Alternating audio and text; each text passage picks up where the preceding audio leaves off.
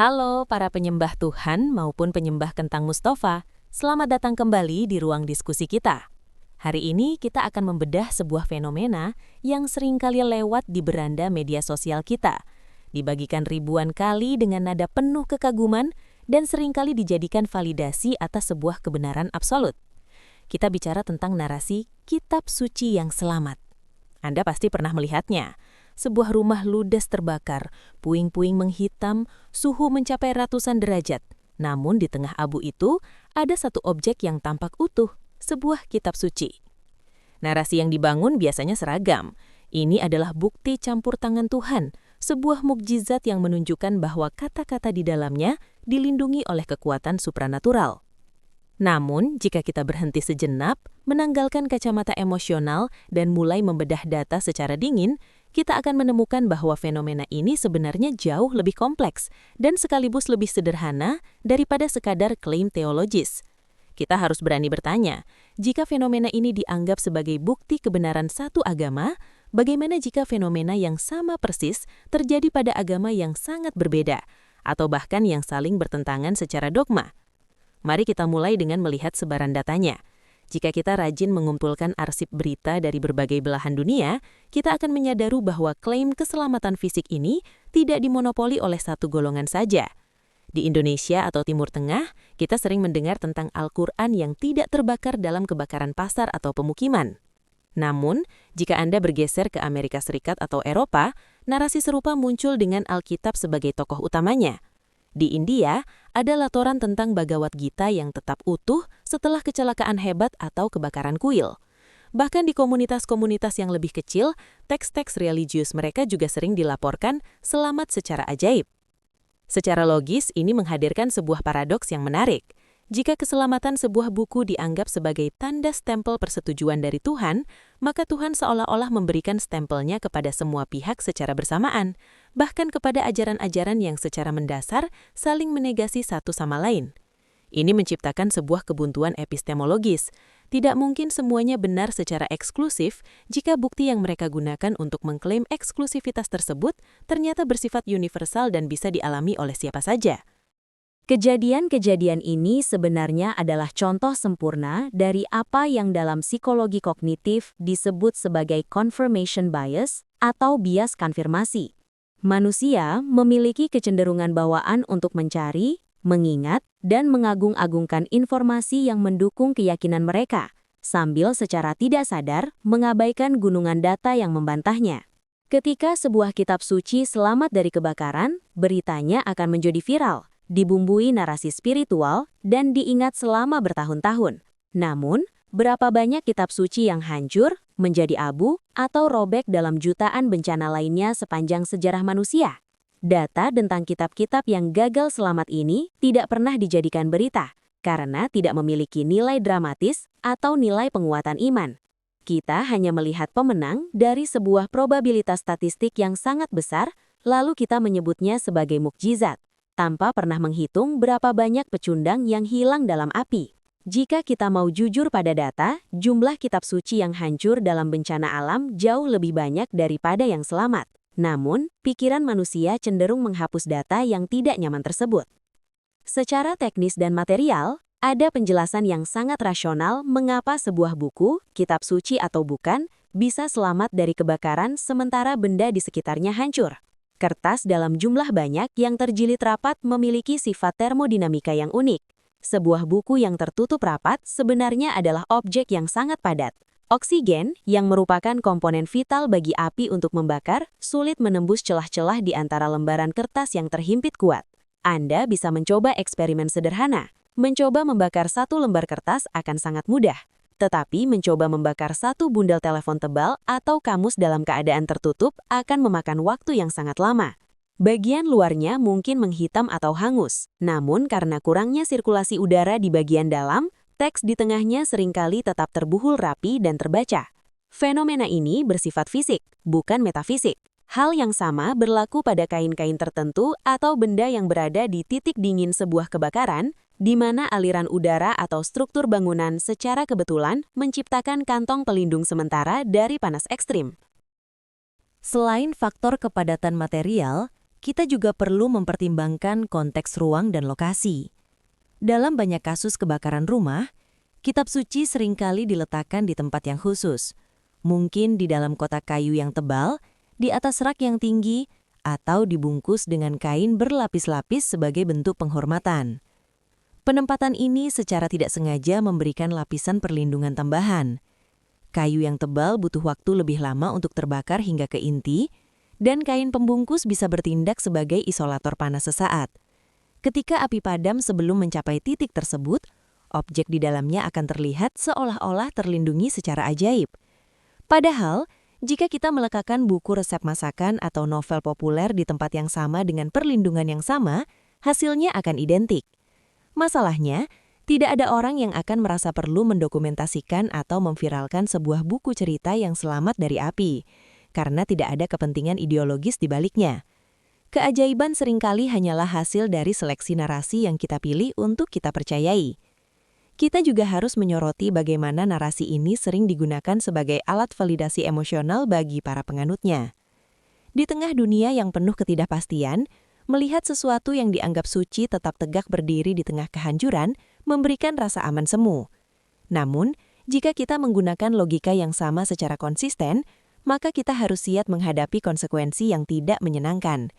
Jika keselamatan sebuah kitab dianggap sebagai campur tangan Tuhan, maka hancurnya ribuan kitab lainnya dalam bencana, seperti banjir besar atau gempa bumi, seharusnya dianggap sebagai apa?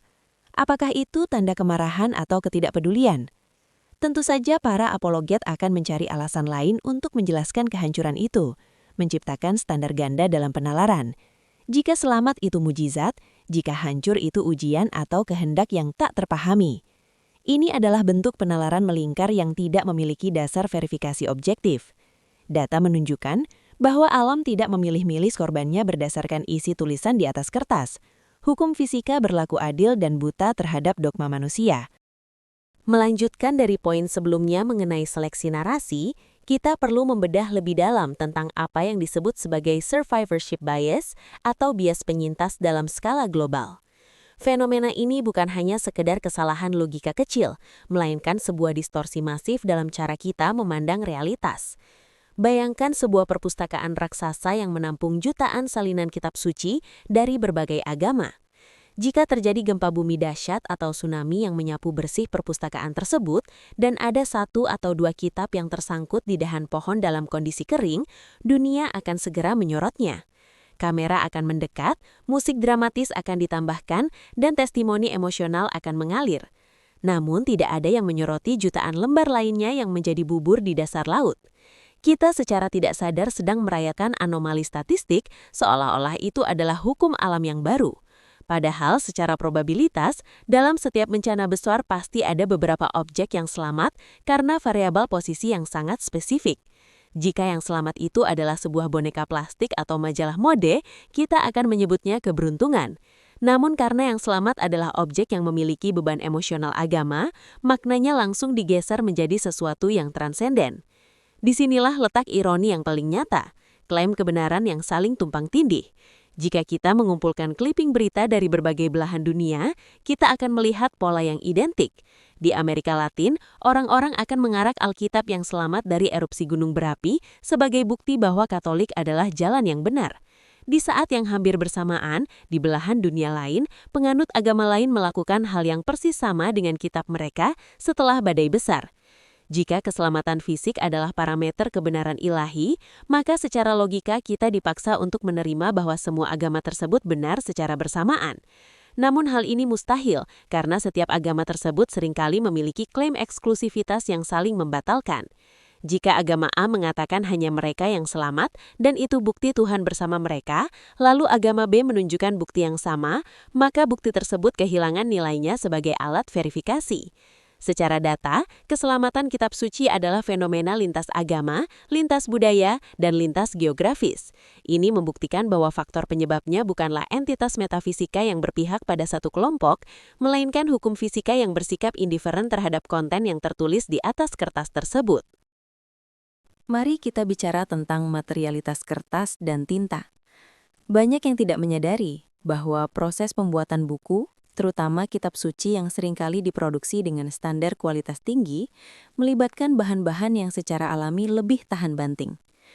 Kertas yang tebal, jilidan yang kuat dengan lem yang resisten, serta sampul keras dari bahan sintetis atau kulit, semuanya memberikan perlindungan mekanis. Dalam kasus kebakaran, seringkali suhu panas tertinggi berada di bagian atas ruangan atau langit-langit, karena udara panas naik ke atas. Jika sebuah kitab suci diletakkan di rak bawah atau jatuh ke lantai di awal kebakaran, ia berada di zona suhu yang relatif lebih rendah. Ditambah lagi dengan fenomena pengarangan atau charring. Ketika lapisan luar kertas terbakar, ia berubah menjadi karbon. Karbon ini sebenarnya berfungsi sebagai isolator panas yang sangat efektif bagi bagian dalamnya. Inilah alasan mengapa batang pohon besar seringkali hanya hangus di kulit luarnya saja setelah kebakaran hutan, sementara bagian dalamnya masih hidup. Kitab suci yang tebal berperilaku sama.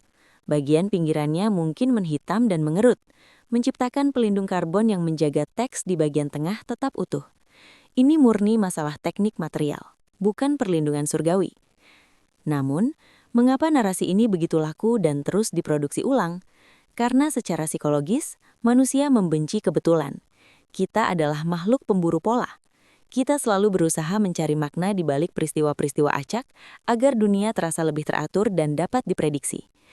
Dengan mempercayai bahwa sebuah buku dilindungi oleh kekuatan besar, seseorang merasa memiliki koneksi dengan kekuatan tersebut. Ini adalah mekanisme pertahanan ego yang sangat kuat. Namun, jika kita melihat dari sudut pandang data mentah, kita akan melihat betapa tidak konsistennya kekuatan perlindungan ini. Sepanjang sejarah, kita telah menyaksikan penghancuran perpustakaan-perpustakaan besar yang berisi ribuan naskah religius kuno oleh tangan manusia atau bencana alam.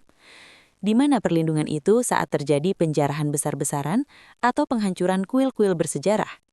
Jika kekuatan tersebut bisa menyelamatkan satu buku di sebuah pasar yang terbakar, mengapa ia membiarkan ribuan lainnya musnah dalam genosida atau perang? Ketidakkonsistenan ini menunjukkan bahwa tidak ada pola intervensi yang nyata. Yang ada hanyalah kejadian acak yang kemudian diberikan interpretasi setelah fakta terjadi. Kita juga perlu membicarakan tentang data yang dibungkam atau silent data. Dalam dunia riset, ada kecenderungan untuk hanya mempublikasikan hasil yang dianggap berhasil atau signifikan, sementara ribuan kegagalan dibuang ke tempat sampah sejarah. Hal yang sama terjadi pada narasi mukjizat ini. Pernahkah Anda menghitung berapa banyak gudang percetakan kitab suci yang hancur total dalam kebakaran industri? Berapa banyak naskah yang hancur dalam banjir bandang yang tidak pernah masuk berita? Data ini ada, tapi ia tidak memiliki sayap untuk terbang di media sosial. Ia membosankan, ia menyedihkan, ia tidak memberikan dopamin bagi mereka yang haus akan validasi spiritual. Akibatnya, persepsi publik terbentuk hanya dari sisa-sisa kecil yang selamat. Ini adalah bentuk sanitasi informasi yang dilakukan secara kolektif oleh masyarakat. Kita hanya memilih untuk mengingat saat sebuah buku selamat, namun secara aktif melupakan jutaan saat di mana buku-buku tersebut hancur berkeping-keping. Jika kita mengumpulkan semua kitab suci yang terbakar sepanjang sejarah, kita mungkin bisa membangun sebuah gunung yang jauh lebih besar daripada kumpulan kitab yang selamat. Namun, gunung kehancuran ini tidak pernah dibicarakan, karena ia merusak kenyamanan narasi yang sudah dibangun. Lebih jauh lagi, klaim tentang kekebalan ini sebenarnya bisa sangat berbahaya jika ditarik ke dalam ranah praktis. Ada catatan-catatan di mana orang-orang, karena terlalu percaya pada perlindungan supranatural terhadap objek suci, justru membahayakan nyawa mereka sendiri dengan mencoba menyelamatkan benda-benda tersebut di tengah api atau bencana. Mereka percaya bahwa karena benda tersebut suci, maka mereka yang membawanya juga akan terlindungi. Data dari berbagai laporan kecelakaan menunjukkan bahwa api tidak membedakan antara orang yang membawa kitab suci dengan orang yang membawa barang berharga lainnya. Panas tetap akan merusak jaringan kulit dan asap tetap akan memenuhi paru-paru. Romantisasi terhadap benda mati ini seringkali mengaburkan nilai paling mendasar dari eksistensi, yaitu nyawa itu sendiri. Keajaiban yang dipaksakan ini menciptakan rasa aman palsu yang bisa berakibat fatal. Realitas tidak memiliki tombol pause untuk mengakomodasi kesucian sebuah objek. Gravitasi akan tetap menjatuhkan rak buku, dan energi termal akan tetap memutus ikatan kimia pada kertas, terlepas dari apa yang tertulis di atasnya. Mari kita bedah juga aspek estetika dari kejadian-kejadian ini. Seringkali, sebuah kitab dikatakan selamat, padahal kenyataannya ia hanya masih bisa dikenali. Sampulnya mungkin mengelupas, pinggirannya hangus, dan baunya sangit. Namun, karena kerinduan akan keajaiban, standar kita terhadap kata selamat menjadi sangat rendah. Kita melihat sebuah objek yang rusak parah, namun masih berbentuk buku, lalu kita berteriak mukjizat. Ini adalah bentuk distorsi persepsi. Jika sebuah ponsel ditemukan dalam kondisi yang sama, kita akan menyebutnya barang rongsokan yang kebutuhan masih utuh. Namun, beban emosional pada kitab suci membuat kita melakukan hiperbola terhadap kondisi fisiknya. Kita secara tidak sadar mempercantik fakta demi mendukung narasi. Data yang objektif seharusnya tidak mengenal derajat emosi seperti ini. Sebuah benda hancur 40% tetaplah benda yang hancur. Namun, dalam narasi religius, hancur 40% seringkali dibingkai sebagai selamat 60% secara ajaib. Secara psikologis, fenomena ini juga berkaitan erat dengan kebutuhan manusia akan totem. Totem adalah objek fisik yang dianggap memiliki kekuatan untuk menghubungkan manusia dengan sesuatu yang lebih besar. Di era modern yang teknokratis ini, keberadaan kitab yang selamat dari api berfungsi sebagai totem yang memberikan rasa kendali. Dunia terasa sangat kacau dan tidak adil. Gempa bisa datang kapan saja, api bisa melalap segalanya. Dengan percaya bahwa ada satu benda yang tidak tersentuh oleh kekacauan itu, manusia merasa bahwa masih ada tatanan di balik layar. Namun, data menunjukkan bahwa tatanan itu hanyalah imajinasi yang kita tempelkan pada kejadian acak. Alam semesta ini bersifat indiferen. Ia tidak membenci agama Anda, tapi ia juga tidak mencintainya. Ia hanya beroperasi berdasarkan hukum-hukum konstan yang telah ada selama miliaran tahun. Kitab suci yang selamat hanyalah sebuah anomali dalam lautan kehancuran, sebuah titik data yang kebetulan mendarat di sisi yang menguntungkan dari kurva lonceng distribusi. Terakhir, sebelum kita masuk ke bagian penutup, kita harus merenungkan tentang apa yang sebenarnya sedang kita sembah, pesannya atau kertasnya. Jika kita begitu terpaku pada fakta bahwa sebuah buku tidak terbakar, kita sebenarnya sedang beralih dari spiritualitas menuju fetisisme material. Kita memberikan kekuatan pada atom, bukan pada ide. Selain itu, kita harus mempertimbangkan bagaimana narasi kitab selamat ini berfungsi dalam ekosistem kekuasaan dan identitas kelompok. Dalam sosiologi, fenomena ini sering menjadi alat untuk memperkuat kohesi sosial. Ketika sebuah kelompok merasa terancam, misalnya oleh bencana alam atau perubahan zaman, mereka membutuhkan simbol ketangguhan. Menemukan kitab yang utuh di tengah kehancuran adalah suntikan moral yang luar biasa. Ini memberikan rasa superioritas spiritual terhadap kelompok lain atau terhadap alam itu sendiri. Namun, jika kita melihatnya secara objektif, ini adalah bentuk persaingan narasi yang sangat kompetitif. Di media sosial, kita bisa melihat bagaimana satu kelompok agama mencoba mengungguli kelompok lain dengan membagikan berita keselamatan kitab mereka. Ini bukan lagi tentang spiritualitas, melainkan tentang validasi identitas dan politik representasi. Data menunjukkan bahwa narasi semacam ini meningkat tajam di wilayah yang sedang mengalami konflik atau ketidakstabilan sosial, menunjukkan bahwa mukjizat seringkali merupakan produk dari kebutuhan psikologis massal akan kepastian. Kita juga perlu mengkritisi konsep keajaiban yang terpilih ini dari sisi integritas intelektual. Jika kita menerima satu kejadian sebagai mukjizat, kita seharusnya bersedia menerapkan standar pembuktian yang sama pada kejadian lainnya. Namun, kenyataannya tidak demikian. Jika sebuah kitab suci agama A selamat, pengikutnya menyebutnya mukjizat. Namun, jika di tempat lain, kitab suci agama B yang selamat, pengikut agama A seringkali menyebutnya kebetulan atau bahkan tipu daya. Ketidakkonsistenan ini menunjukkan bahwa klaim tersebut tidak didasarkan pada pengamatan objektif terhadap fenomena, melainkan pada bias yang sudah ada sebelumnya. Dalam sains, sebuah teori dianggap kuat jika ia berlaku secara universal. Jika perlindungan ilahi terhadap teks adalah sebuah hukum, ia seharusnya bekerja secara konsisten di semua tempat, bagi semua orang, dan untuk semua teks yang dianggap suci. Namun, karena data menunjukkan hasil yang sangat acak dan tidak konsisten, maka kesimpulan rasionalnya adalah tidak ada hukum supranatural yang bekerja di sana. Yang ada hanyalah hukum probabilitas yang sedang bermain-main dengan ekspektasi manusia. Ada pula faktor rekayasa ingatan kolektif. Dalam banyak kasus, cerita tentang kitab yang selamat seringkali mengalami hiperbola seiring berjalannya waktu. Apa yang awalnya adalah sebuah kitab yang sedikit terbakar di pinggirnya tapi masih bisa dibaca, berubah menjadi kitab yang sama sekali tidak tersentuh api, bahkan sampulnya pun dingin, setelah diceritakan dari mulut ke mulut. Manusia memiliki kecenderungan untuk memoles cerita agar lebih dramatis dan sesuai dengan ekspektasi spiritual audiensnya.